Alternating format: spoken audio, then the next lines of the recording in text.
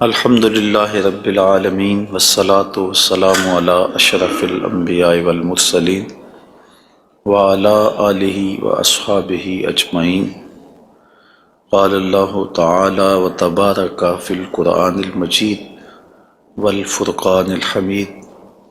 بسم اللہ الرحمن الرحیم۔ والضحیٰ واللیل اذا سجی، صدق اللہ مولانا العظیم وصدق رسولہ النبی الکریم الرؤوف الرحیم۔ اللہم نور قلوبنا بالقرآن وزین اخلاقنا بالقرآن وادخلنا الجنۃ بالقرآن ونجنا من النار بالقرآن۔ قال اللہ تعالی وتبارک فی شان حبیبہ مخبرا وآمرا، ان اللہ وملائکتہ یصلون علی النبی یا ایہا الذین آمنوا صلوا علیہ وسلموا تسلیما۔ الصلاۃ والسلام علیک یا نبی الرحمہ وعلی آلک واصحابک یا رسول الملاحمہ۔ الصلاۃ والسلام علیک یا رسول اللہ وعلی آلک واصحابک یا محبوب رب العالمین۔ تمام حمد و ثناء، تعریف و توصیف اللہ جل مجدہ الکریم کی ذات بابرکات کے لیے، جو خالق کائنات بھی ہے اور مالک شش جہات بھی۔ اللہ جل وعلا کی حمد و ثناء کے بعد رسول رحمت، شفیع معظم، نبی محتشم، اللہ کے پیارے، امت کے سہارے، رب کے محبوب، دانائے غیوب، مالک رقاب امم، فخر عرب و عجم، والی کون و مکان، سیاہ لا مکان، سید انس و جاں، سرور لالا رخاں، نیر تاباں، سر نشین مہوشاں، ماہ خوباں، شہنشاہ حسینہ، تتمہ دوراں، سرخیل زہرہ جمالاں، جلوہ صبح ازل، نور ذات لم یزل، باعث تکوین عالم، فخر آدم و بنی آدم، نیر بطحا، رازدار ما اوہا، شاہد ما طغا، صاحب علم نشرہ، معصوم آمنہ احمد مجتبیٰ، حضرت محمد مصطفیٰ صلی اللہ علیہ وآلہ وسلم کے حضور ناز میں اپنی عقیدتوں، ارادتوں اور محبتوں کا خراج پیش کرنے کے بعد، عالی مرتبت محتشم سامعین، السلام علیکم ورحمۃ اللہ وبرکاتہ۔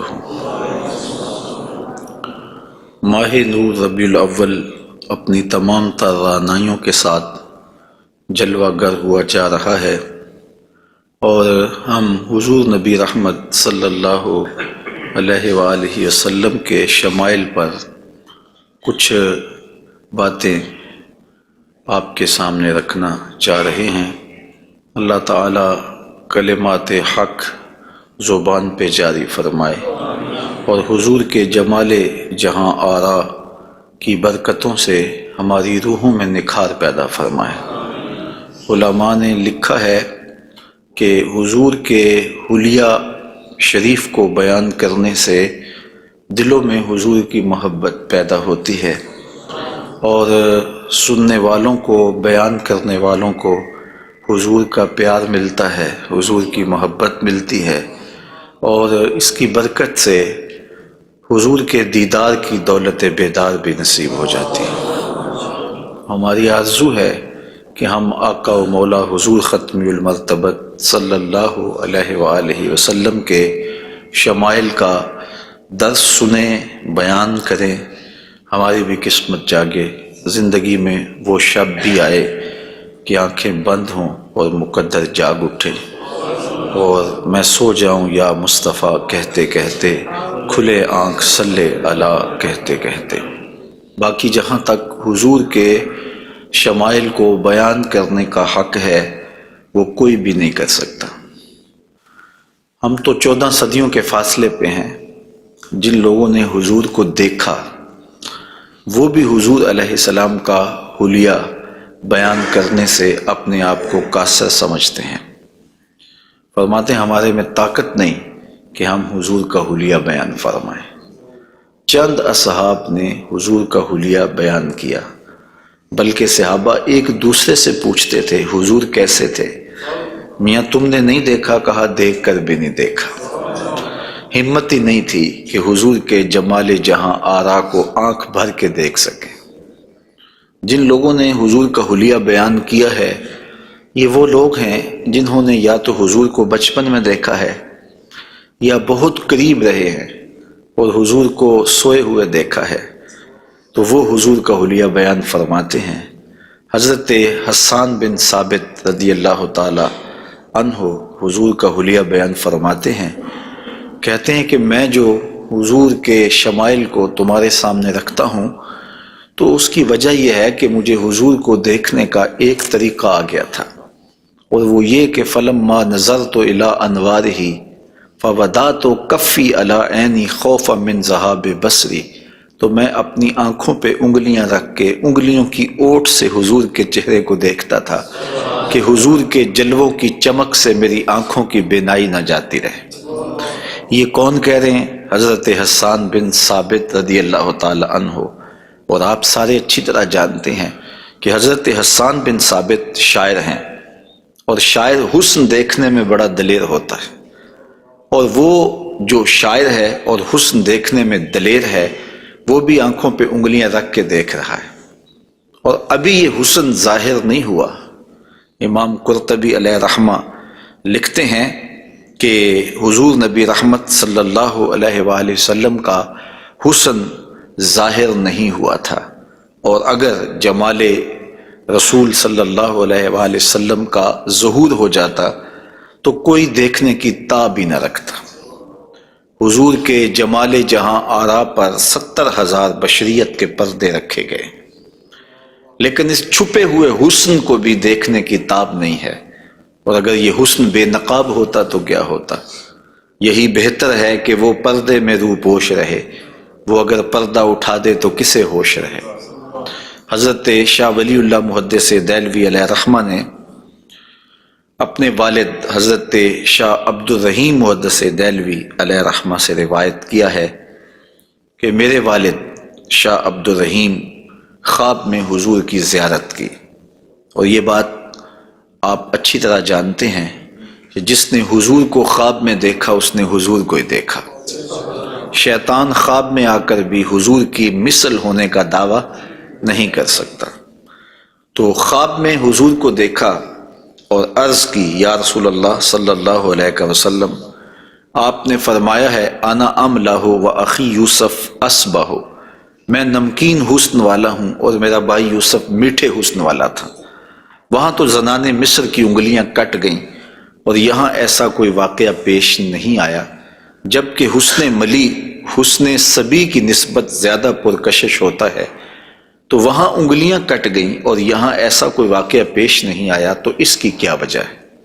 تو حضور نے جو خواب میں جواب دیا وہ حضرت شاہ عبد الرحیم نے بیان فرمایا، اور شاہ ولی اللہ محدث دہلوی علیہ رحمہ نے در سمین میں اس کو لکھا۔ آقا کریم نے فرمایا جمالی مستور عن اعین الناس غیرۃ من اللہ، اے عبد الرحیم، اللہ نے غیرت محبت کی وجہ سے میرے حسن کو لوگوں کی نظروں سے چھپا کے رکھا ہے۔ کوئی محب نہیں چاہتا کہ میرا محبوب کوئی دیکھے۔ قتیل شفائی نے کہا تھا نا، اس حد تلک بڑھ گئی ہے بے اعتمادی کہ تجھ کو تجھ سے بھی چھپانا چاہتا ہوں۔ وہ کہتا ہے میری تو آرزو یہ ہے کہ تو آئینہ بھی نہ دیکھے۔ تو محب کی غیرت ہوتی ہے کہ اس کے محبوب کو کوئی نہ دیکھے، تو کہا کہ میرے حسن کو لوگوں کی نظروں سے چھپا کے رکھا گیا ہے، اور اگر یہ حسن ظاہر کر دیا جاتا تو کوئی تاب نہ لا سکتا۔ تو یہ چھپے ہوئے حسن کا عالم ہے کہ دیکھنے والوں کو پھر بھی انگلیاں رکھ کے دیکھنا پڑتا ہے، اور اگر یہ بے نقاب ہوتا تو پھر کون تاب لا سکتا؟ مولانا حسن رضا اعلی حضرت کے برادر محترم فرماتے ہیں وہ اگر جلوہ کریں کون تماشائی ہو۔ تو یہ وہ حسن ہے کہ جو تمام کا تمام ظاہر نہیں کیا گیا اور لوگوں کی نگاہوں سے پوشیدہ رکھا گیا، لیکن وہ بشریت کے پردوں کی اوٹ سے چھن چھن کے بھی اس قدر تابہ ہے کہ پوری کائنات کے اندر رنگ اسی حسن کے جھلکتے دکھائی دیتے ہیں، اور ہر طرف اسی کے انوار پھیلے ہوئے نظر آتے ہیں۔ تو حضور کے حسن کا بیان، حضور کے حسن کا ذکر اگرچہ انسانی استطاعت میں نہیں ہے اور اس کے بس میں نہیں ہے، لیکن اس کے باوجود صحابہ کے دور سے لے کر آج تک لوگوں کا یہ محبوب موضوع رہا ہے کہ وہ حضور علیہ السلام کے حسن کا ذکر کر کے اپنے قلب کی تسکین کا ساماں کرتے ہیں۔ علماء نے یہ بھی لکھا ہے کہ جو شخص حضور کے حسن کو بیان کرے لوگوں کے دلوں میں اس کے لیے پیار پیدا ہو جاتا ہے۔ آج ہر شخص چاہتا ہے کہ میں ہر دل عزیز ہو جاؤں، تو یہ سادہ سا نسخہ ہے کہ کائنات میں حضور کے حسن کے تذکرے کیا کرو، دنیا تم سے پیار کرنے لگ جائے گی۔ تم محبوب الخلائق بن جاؤ گے اگر تم اس محبوب دو عالم کے حسن کو لوگوں کی نظروں کے سامنے بیان کرو گے۔ انشاءاللہ حضور کے مختلف اعضاء کے حسن کا ذکر ترتیب وار کیا جائے گا، اور اہل محبت نے اور اصحاب رسول نے اس پر کیا محبتوں کے پھول پیش کیے ہیں۔ یقیناً آپ کے قلوب کو فرحت بھی ہوگی، قرار بھی ملے گا، اور آقا کریم کے حسن دل پذیر اور حسن جاں فضا کی مستیوں میں آپ کھو بھی جائیں گے۔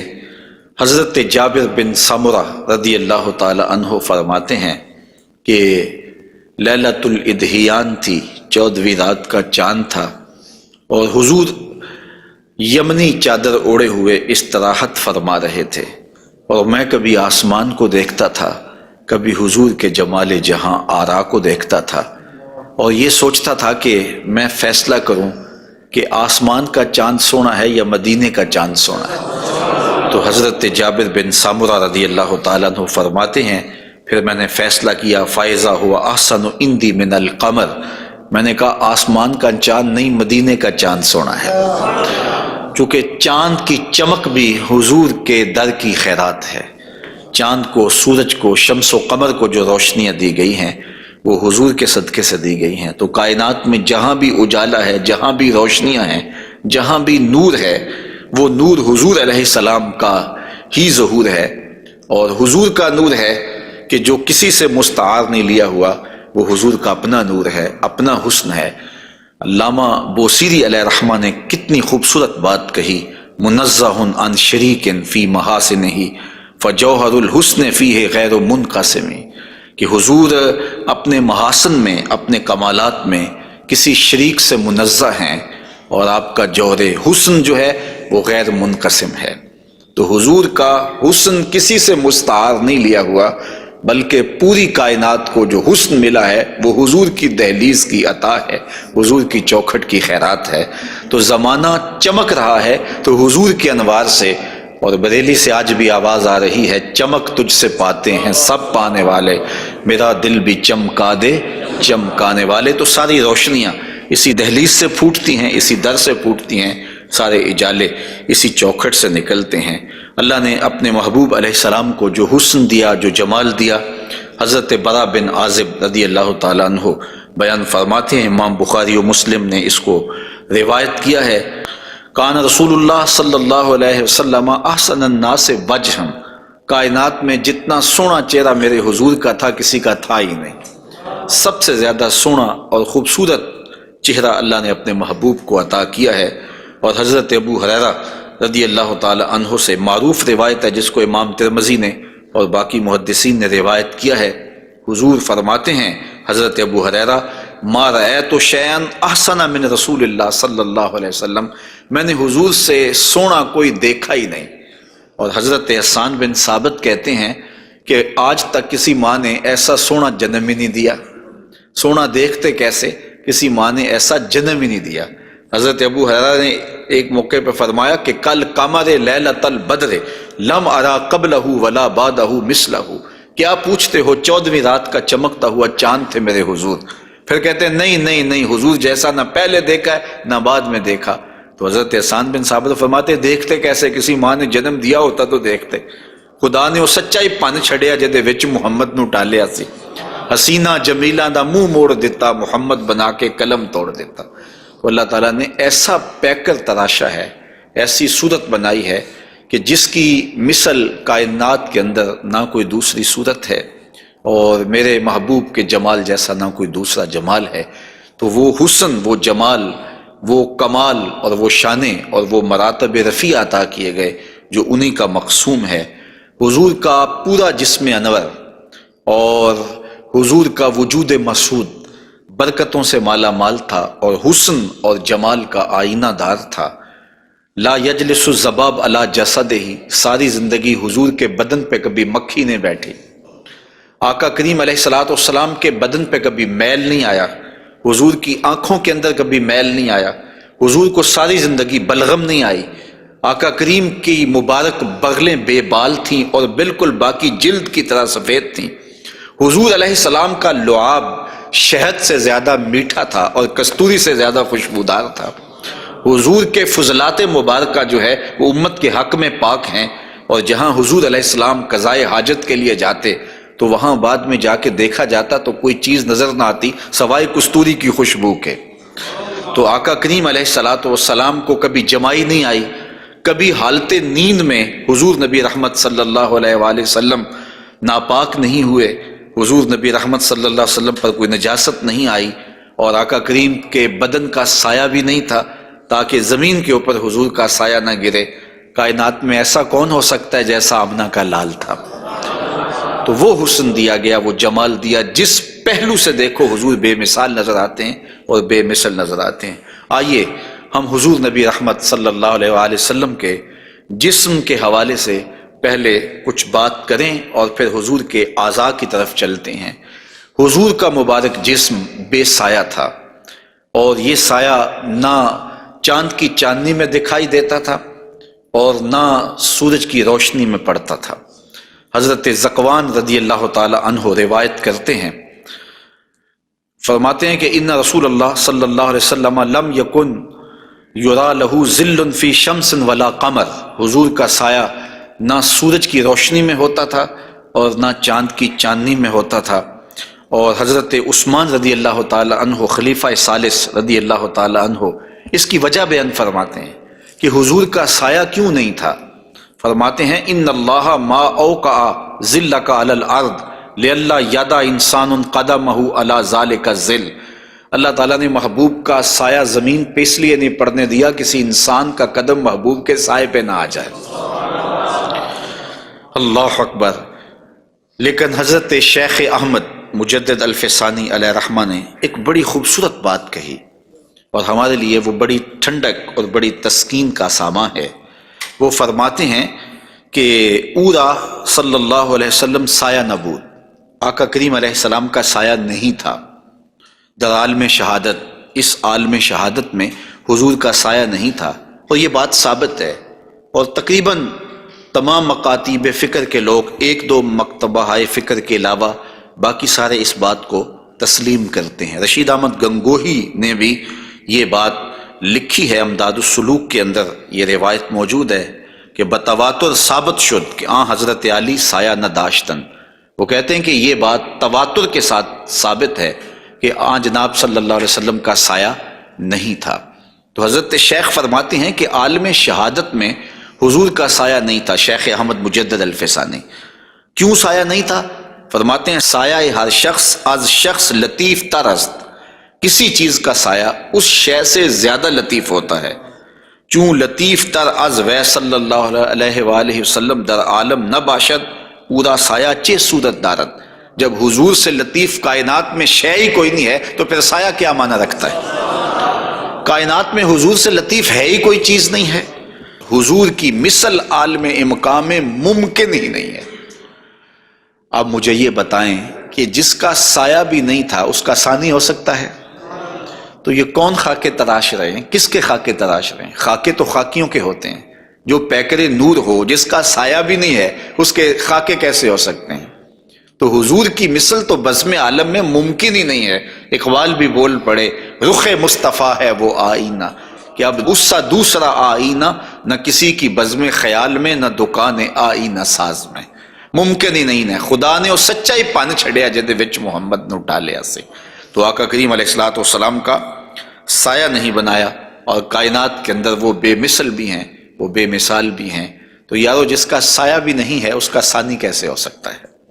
تو آقا کریم علیہ الصلوۃ والسلام کا مبارک قد انور، حضور کا جسم نور، اللہ تعالیٰ جل شانہ نے حضور کو قد رانا دیا ہوا۔ امیر خسرو نے کہا تھا نا، پری پیکر نگارے سرو قد لالا رخسارے، سراپا آفتے دل بود شب جائے کہ من بودم، خدا خود میرے مجلس بود اندر لا مکان خسرو، محمد شم محفل بود شب جائے کہ من بودم۔ تو حضور کا قد انور، اللہ اکبر، اس کے بارے میں حضرت سیدنا علی المرتضیٰ رضی اللہ تعالی عنہ سے مروی روایت سنیے۔ فرماتے ہیں لم یکن بالطویل الممغت ولا بالکثیر المتردد وکان ربعۃ من القوم لم ارى قبلہ ولا بعدہ مثلہ۔ فرمایا کہ حضور علیہ السلام کا قد لمبا بھی نہیں تھا، حضور پست قامت بھی نہیں تھے، حضور درمیانی قد و قامت کے حامل تھے۔ پھر آگے کہتے ہیں نہیں حضور جیسا نہ پہلے دیکھا نہ بعد میں دیکھا۔ اور حضرت انس رضی اللہ تعالیٰ عنہ فرماتے ہیں کان رسول اللہ صلی اللہ علیہ وسلم لیس بالذاہب طولا وفوق الربا اذا جامع القوم غمرہم۔ فرماتے ہیں حضور پست قامت نہیں تھے، حضور درمیانی قد و قامت کے تھے۔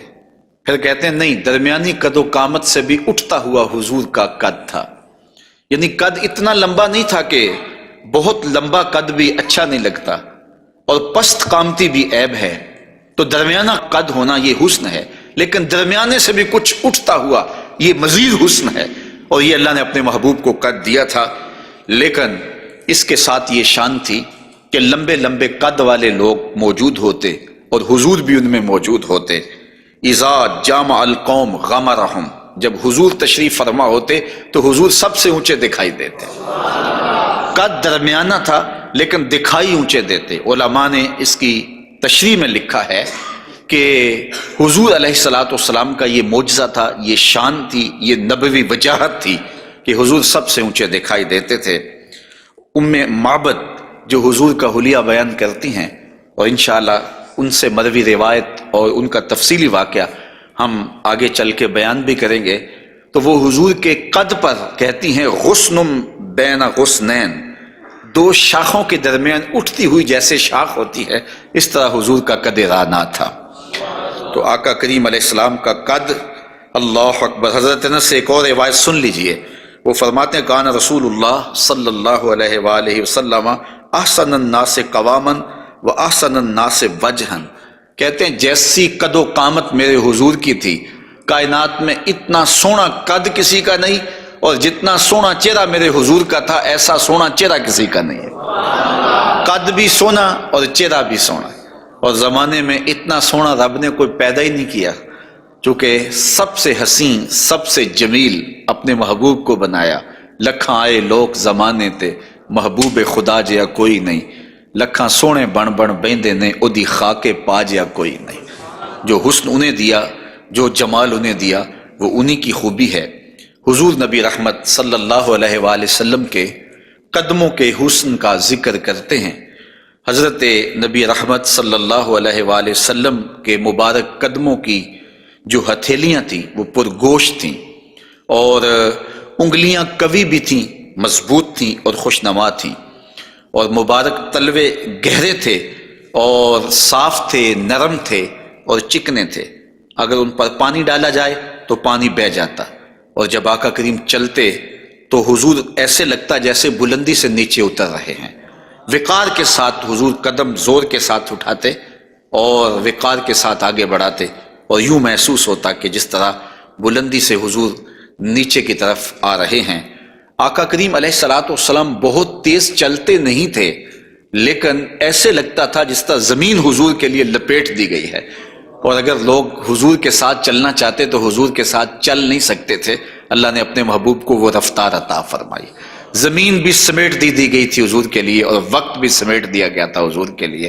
اور آقا کریم علیہ الصلوۃ والسلام کے قدم مبارک کی انگلیاں وہ بڑی خوبصورت تھیں، لیکن جو درمیان والی انگلی ہے وہ انگلی باقی انگلیوں سے زیادہ قد آور تھی، لمبی تھی۔ آئیے ذرا اس انگلی کا حال حضرت میمونہ بنت کردم رضی اللہ تعالی عنہا سے سنیے۔ یہ ایک صحابیہ ہیں جو اپنے والد گرامی کے ساتھ حضور کی خدمت میں حاضر ہوئیں۔ تو ان کے والد گرامی نے حضور سے کوئی بات پوچھی، اور آقا کریم اس وقت ناقہ کے اوپر، اونٹنی کے اوپر سوار تھے، تو ان کا جی چاہا کہ میں حضور کا دیدار کروں، لیکن حضور کے چہرے کی وجاہت نے ان کو حضور علیہ الصلاۃ والسلام کے چہرے کی جانب آنکھ بھر کے دیکھنے نہ دیا، تو کہا اب آئی ہوں تو حضور کے مبارک پاؤں کو دیکھنے لگی۔ تو حضرت میمونہ بنت کردم فرماتی ہیں فما نسیتو فی ما نسیتو طول اصبع قدمہ السبابہ علی سائر اصابعہ، کہا مدت ہو گئی ہے میں نے حضور علیہ السلام کو دیکھا تھا، اور حضور کے مبارک پاؤں کی انگلیوں میں سے جو درمیان والی انگلی ہے، اس انگلی کا جو قد باقی انگلیوں سے تھوڑا سا لمبا تھا، آج تک میری آنکھوں سے وہ حسن نہیں ہٹتا ہے، وہ حسن ہی زائل نہیں ہوتا ہے، اب تک میری نگاہوں میں وہی جلوے ہیں کہ حضور علیہ السلام کی انگلی جو ہے وہ باقی انگلیوں کی نسبت جو ہے وہ زیادہ درمیان والی انگشت سبابہ جو تھی وہ زیادہ لمبائی میں تھی۔ تو حضرت میمونہ بنت کردم ابھی تک اس انگلی کے حسن میں کھوئی ہوئی ہیں۔ مجھے بتاؤ جس کی انگلی، پاؤں کی انگلی اتنی حسین ہے، اس کی آنکھیں کتنی حسین ہوں گے؟ وہ کیا کسی نے کہا نا کہ قدموں میں جبیں کو رہنے دو، چہرے کا تصور مشکل ہے، قدموں پہ جبیں کو رہنے دو، چہرے کا تصور مشکل ہے، جب چاند سے بڑھ کر ایڑی ہے رخسار کا عالم کیا ہوگا۔ یہ تو انگلی کا حسن ہے کہ میمونہ بنت کردم ساری زندگی یہی احساسہ ہے، لوگوں کو بتاتی ہیں کہ لوگوں میں نے حضور کی انگلی دیکھی ہوئی ہے۔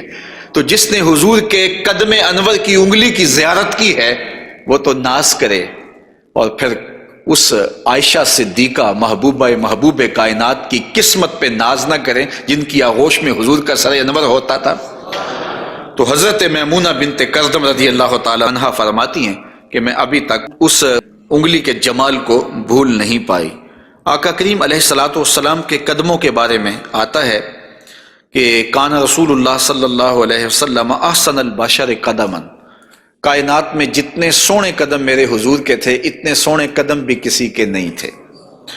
حضرت انس اور حضرت ابو ہریرہ اور ہند بن ابی حالہ رضی اللہ تعالیٰ عنہ حضور کے قدموں کے بارے میں شسن القدمین، اور حضرت امام ترمذی نے مسیح القدمین کے لفظ بولے ہیں کہ نرم آپ کے قدم تھے، اور آپ کے قدم جو ہے وہ چمکدار تھے، روشن تھے، آپ کے قدم پرگوشت تھے، اور آپ کے مبارک پاؤں خوبصورت تھے۔ اور تلوے جو تھے اس کے بارے میں دو روایات ہیں، ایک روایت یہ ہے کہ اخمسان، اور ایک روایت کے اندر لفظ ہیں لیس لہا اخمس، کہ جو تلوے ہیں وہ درمیان سے جو ہیں وہ پرگوشت تھے، اور ایک ہے کہ درمیان سے پرگوشت نہیں تھے۔ تو یہ دو روایات کی تطبیق کیسے ہوگی؟ بعض نے کہا کہ حضور کے مبارک تلوے جو تھے وہ درمیان سے پرگوشت نہیں تھے، اور بعض نے کہا کہ بالکل درمیان سے پرگوشت ہی تھے اور بالکل سیدھے تھے۔ علماء نے کہا کہ درمیان سے خلا تو تھا، لیکن جب حضور قدم رکھتے تھے تو آقا کریم علیہ السلام قدم جو ہے وہ پوری طرح جماؤ کر کے رکھتے تھے، اور جب وہ نقش بنتا تھا تو وہ نقش پورا بنتا تھا۔ اور یہاں محدثین نے کمال کر دی، کہا رب نے یہ نہیں چاہا کہ میرے محبوب کے تلووں کا نقش ناتمام بنے، نقش پورا بنتا تھا۔ تو جنہوں نے نقش کو دیکھ کر تلووں کا اندازہ لگایا انہوں نے کہا کہ نہیں، وہ تلوے بالکل برابر تھے اس لیے کہ نقش پورا بنتا تھا، اور جنہوں کو تلوے دیکھنے کی سعادت نصیب ہو گئی تو انہوں نے کہا نہیں، ہم نے دیکھے ہیں کہ جو ہے وہ درمیان میں جو ہے وہ کم گوشت تھا اور اطراف میں گوشت زیادہ تھا۔ تو صحابہ نے حضور کے تلووں کے بارے میں یہ رائے بیان فرمائی ہے۔ حضرت ابو ہریرہ رضی اللہ تعالی عنہ فرماتے ہیں انہ صلی اللہ علیہ وسلم کان اذا مشى علی الصخر غاصت قدماہ فیہ، جب کبھی آپ ننگے پاؤں چلتے کسی پتھر کے اوپر، کسی چٹان کے اوپر، تو وہ چٹان اور پتھر حضور کے لیے نرم ہو جاتے، اور آقا کریم علیہ السلام کے مبارک قدم جو ہے اس پتھر کے اندر جو ہے وہ دنس جاتے اور نشان بن جاتے۔ جس طرح مقام ابراہیم پہ آپ دیکھ سکتے ہیں کہ حضرت اسماعیل علیہ السلام کے قدموں کے نشانات اس پتھر نے محفوظ کر لیے، تو یہ پتھر جن پتھروں پہ حضور چلتے تھے وہ اپنی چھاتی پہ حضور کے تلووں کے نشان محفوظ کر لیتے تھے۔ سلطان قاتبائی نے باقاعدہ ایک ایسا پتھر جس پر حضور کے قدموں کے نشانات موجود تھے وہ 20,000 دینار میں اس زمانے میں خریدا، اور خرید کے ساری زندگی اپنے پاس رکھا، اور مرنے سے قبل وصیت کی کہ جب میں مر جاؤں تو یہ پتھر میری قبر کے سرہانے لگانا۔ علامہ خفاجی علیہ رحمہ نسیم الریاض میں لکھتے ہیں کہ وہ پتھر آج بھی ان کی قبر کے سرہانے پہ لگا ہوا ہے، اور لوگ اس کو اپنے لیے اعزاز سمجھتے تھے، اور یہ وہ قدم ہیں کہ جہاں آتے اس جگہ کی قسمت جاگ پڑتی۔ یہ قدم اور یہ مبارک تلوے یہ تو عرش نے بھی چومے ہیں نا۔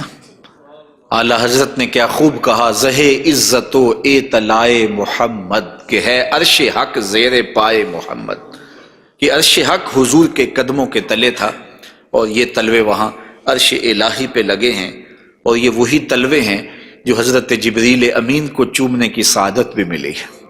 جب معراج کی شب حاضر ہوئے تو محبوب استراحت کر رہے تھے، تو جبریل عرض گزار ہوئے کہ محبوب تیرا نبی تو سویا ہے، تو آواز آئی یا جبریلو قبل قدمہ، میرے محبوب کے قدم چوم لے۔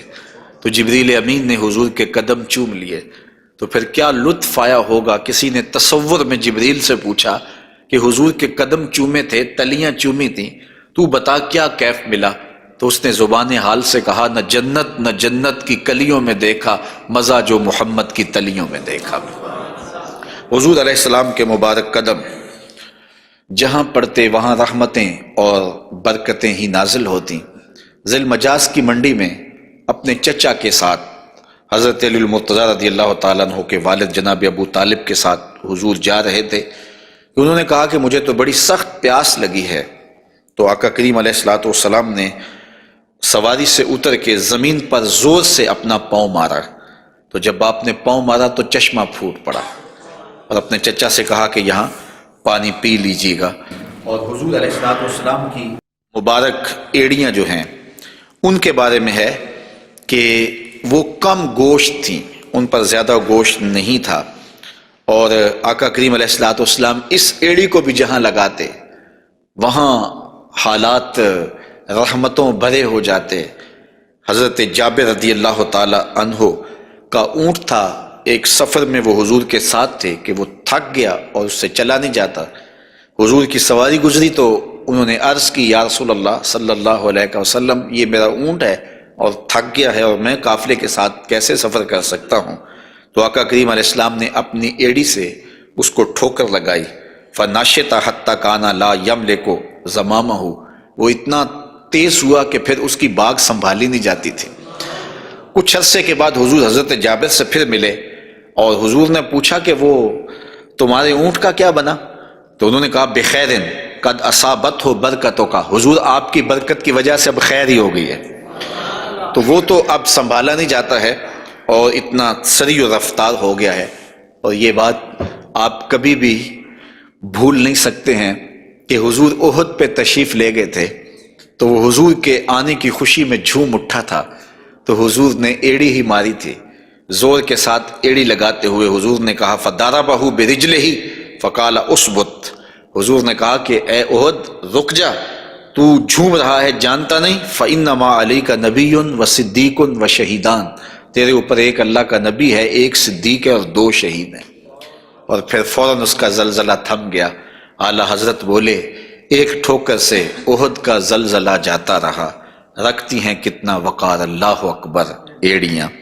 تو یہ حضور علیہ الصلوۃ والسلام کے مبارک قدم تھے کہ جن کی برکات زمانے کو نصیب ہوئی، اور یہ وہ قدم تھے جنہیں چوم لینا صحابہ اپنے لیے سعادت سمجھتے تھے۔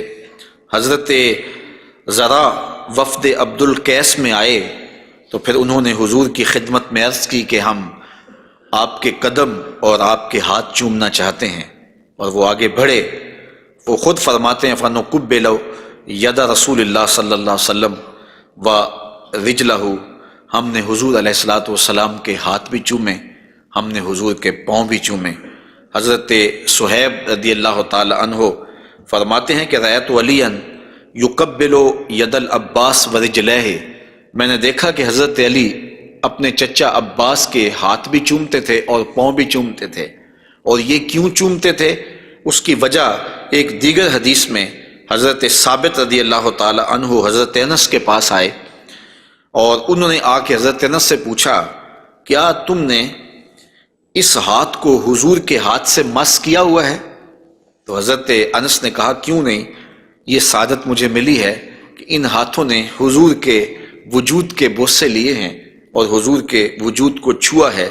فقبلہا، تو حضرت ثابت نے حضرت انس کا ہاتھ چومنا شروع کر دیا کہ یہ وہ ہاتھ ہیں جنہوں نے حضور کو چوما ہوا ہے، جنہوں نے حضور کو چھوا ہوا ہے، جنہوں نے حضور کے بدن رحمت سے مس کیا ہوا ہے۔ تو حضرت علی المرتضیٰ حضرت عباس کے ہاتھ چومتے تھے، تو آقا کریم علیہ الصلوۃ والسلام کے قدم بھی حضور کے ہاتھ بھی صحابہ عقیدت سے چوم لیا کرتے تھے، اور یہ واقعات کبھی ہوتے تھے اور عقیدت کا یہ رنگ صحابہ کے ہاں پایا جاتا تھا۔ حضور نبی رحمت صلی اللہ علیہ وآلہ وسلم وہ قدم جو برکتوں کے لیے، رحمتوں کے لیے اگر کسی اونٹ پہ لگتے ہیں تو وہ تیز ہو جاتا ہے، اور اگر زمین پہ مارتے ہیں تو چشمہ پھوٹ پڑتا ہے، اور اگر پہاڑ پہ لگاتے ہیں تو اس کا زلزلہ رک جاتا ہے۔ ان قدموں پہ کھڑے ہو کے ساری رات عبادت میں گزار دیتے ہیں، حتیٰ تتورم قدماہ، یہاں تک کہ حضور کے مبارک قدم سوج جاتے ہیں، اور اللہ کے یوں شکر گزار بندے بن کے اپنی زندگی حضور گزارتے ہیں۔ تو آقا کریم علیہ الصلوۃ والسلام کے مبارک قدم خوبصورت تھے، اور اس کی تلیاں بھی خوبصورت تھیں، قدموں کا حسن بے مثال تھا۔ اور آقا کریم علیہ السلام کی پنڈلیوں کے بارے میں، حضور کی پنڈلیوں کے بارے میں حضرت جابر بن سمرہ رضی اللہ تعالی عنہ سے مروی ایک روایت سنیے۔ فرماتے ہیں کان فی ساق رسول اللہ صلی اللہ علیہ وسلم حموشۃ، آقا کریم علیہ الصلوۃ والسلام کی مبارک جو پنڈلیاں تھیں وہ نرم و نازک، پتلی اور خوبصورت تھیں۔ اور آقا کریم کی پنڈلیوں کے بارے میں سراقہ بن مالک رضی اللہ تعالی عنہ نے جو کہا ہے وہ بڑی خوبصورت بات کہی ہے۔ آپ سمجھتے ہیں، آپ جانتے ہیں کہ جب حضور مکے سے ہجرت فرما کے مدینہ تشریف لے گئے تو 100 سرخ اونٹ انعام حضور کی گرفتاری کے لیے رکھا گیا۔ تو سراقہ بن مالک بھی حضور کو گرفتار کرنے کے لیے حضور کا پتہ اور حضور کی تلاش میں نکلا تھا اور حضور کو ڈھونڈ رہا تھا۔ خیر ایک مقام پہ حضور علیہ السلام سے ملاقات ہو گئی، تو یہ اپنے اس برے ارادے سے حضور کی طرف بڑھا تو اس کا اونٹ جو ہے وہ گھٹنوں تک زمین میں دنس گیا۔ اس نے معذرت کی، حضور نے دعا دی، وہ اونٹ باہر نکل آیا تو اس کی پھر نیت بدل گئی، تو پھر دوبارہ اونٹ جو ہے وہ گھٹن تک دنس گیا۔ خیر اس نے دوبارہ معذرت کی اور حضور سے کہا کہ آپ مجھے امان نامہ لکھ کے دیں۔ تو حضور نے ان کو امان نامہ دے دیا اور فرمایا کہ تو مجھے گرفتار کرنے کے درپے ہے اور میں تیرے ہاتھوں میں کسرا کے کنگن دیکھ رہا ہوں۔ تو یہ واپس پلٹ آئے، تو انہوں نے اس وقت حضور علیہ السلام کو دیکھا، تو یہ حضور کے حسن کا اور حضور کی پنڈلیوں کا ذکر کرتے ہیں، کیونکہ حضور سواری پہ تھے اور حضور کی پنڈلیاں انہیں دکھائی دی۔ تو حضرت سراقہ بن مالک کہتے ہیں کہ فلما دنوت منہ، جب میں حضور کے نیڑے ہوا اس نیت سے کہ میں حضور کو گرفتار کروں، وہو علی ناقتہ، تو حضور اپنی اونٹنی کے اوپر سوار ہیں۔ تو پھر کیا ہوا، تو جعلت انظر الی ساقہ، تو میں حضور کی پنڈلیوں کو دیکھنے لگا۔ ایسا جعلت انظر، میں دیکھنے لگا، میری نظر جم گئی حضور کی مبارک پنڈلی پر۔ وہ کس طرح کہ اتنی خوبصورت تھی، کہتے ہیں کأنہا جمارہ، پنڈلی ایسے تھی جس طرح جمارہ ہوتا ہے۔ آپ نے کبھی دیکھا ہو کھجور کا درخت، تو کھجور کے درخت سے نیچے شاخیں پھوٹتی ہیں، تو جب نئی شاخ نکلتی ہے تو وہ اتنی خوبصورت ہوتی ہے اور اتنی نرم اور نازک اور گداز ہوتی ہے کہ اس کو چھو لینے کو جی چاہتا ہے، تو اس شاخ کو عربی میں جمارہ کہتے ہیں۔ تو وہ کہتے ہیں میں حضور کی پنڈلیوں کا کیا بتاؤں، جس طرح وہ کھجور کی تازہ شاخ نکلتی ہے جس کو دیکھنے سے جی نہیں رجتا، حضور کی پنڈلیاں جمارہ کی طرح تھیں۔ تو یہ انہوں نے ایک اپنے محاورے کے مطابق مثال دی، ورنہ حضور علیہ الصلوۃ والسلام کی پنڈلیوں کے لیے کوئی لفظ ہی نہیں ہے جو اللہ نے اپنے محبوب کو پنڈلیوں کا حسن دیا۔ اچھا، حضور کی پنڈلیوں کے بارے میں سنو میرے امام اعلی حضرت نے کیا کہا، کمال کر دی۔ ساک اصل قدم شاخ نخل کرم، اعلی حضرت فرماتے ہیں ساک اصل قدم، جو پنڈلی ہے، جو قدم کی اصل ہے، شاخ نخل کرم، جو کرم کی کھجور ہے، یہ اس کی شاخ ہے۔ اللہ اکبر، شم راہ اصابت پہ لاکھوں سلام۔ تو حضور علیہ الصلوۃ والسلام کو اللہ تعالیٰ نے پر نور، پتلی اور جو ہے وہ گوری رنگت کی اور لطیف اور خوبصورت پنڈلیوں سے نوازا تھا۔ اور حضور کے زانوئے منور کے بارے میں حضرت علی المرتضیٰ رضی اللہ تعالیٰ عنہ فرماتے ہیں دخم الکرادیس، رسول کریم صلی اللہ علیہ وآلہ وسلم کے مبارک زانوئے نور کے بارے میں دخم الکرادیس کے لفظ بھی ہیں، اور دوسری روایت مروی ہے سعد ابن ابی شیبہ سے، اس میں لفظ ہیں کان رسول اللہ صلی اللہ علیہ وسلم جلیل المشاش، آقا کریم علیہ الصلوۃ والسلام کے زانو مبارک مضبوط تھے، پرگوشت تھے اور خوبصورت تھے۔ اور اعلیٰ حضرت یہاں بھی اپنی محبت کا اظہار کیے بغیر نہیں رہ سکے، فرماتے ہیں انبیاء طے کریں زانو ان کے حضور، انبیاء طے کریں زانو ان کے حضور، زانوؤں کی وجاہت پہ لاکھوں سلام۔ یہ وہ زانو ہے جہاں نبی بھی زانو طے کرے، یہ وہ شان ہے ان زانوؤں کی۔ حضور نبی رحمت صلی اللہ علیہ وآلہ وسلم کے مبارک قد انور کے فضائل بھی آپ نے سنے، حضور نبی رحمت صلی اللہ علیہ وآلہ وسلم کی پنڈلیوں کا تذکرہ بھی سنا، حضور کے پائے نور کی باتیں بھی آپ نے سنی، اور اب آقا کریم علیہ الصلوۃ والسلام کے بطن اقدس اور حضور علیہ الصلوۃ والسلام کے پہلوؤں کا ذکر آپ کے سامنے کیا جاتا ہے۔ لیکن اگر آپ چاہیں تو ایک چائے میں بھی پی لوں اور ایک آپ بھی پی لیں۔